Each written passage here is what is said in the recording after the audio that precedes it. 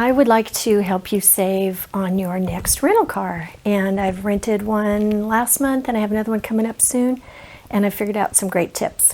Number one is when you return the car, make sure you pump your own gas. You can save between $30 to $50 just on that alone. Number two, pick up the car rental away from the airport, and that saves you quite a bit of money. It could be anywhere from $27 to $90 a day. The third one is compare the different price platforms like Enterprise, Travelocity, Kayak, Costco, even the car rental companies themselves.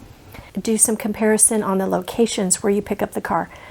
We found that getting it about 5 miles out of town instead of at the airport, we're going to save, I think, between $35 and $65, depending on the type of car and where you rent it per day. Item number 5 is to compare the different price platforms. In this homework yesterday, I just figured out how to save $195 by getting it 5 miles away from the airport, taking an Uber over there. Number 6, check back in about a week to 2 weeks before you leave on your trip, because there's more money to be saved sometimes.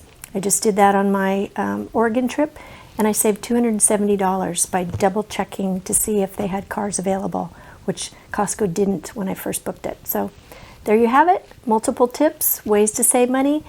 You can save quite a bit by just doing a little bit of extra homework. So I hope you enjoyed this. If you do, please like and or subscribe. And also check out my website. There are travel tips for national parks and travel tips for booking a vacation. Have a great day.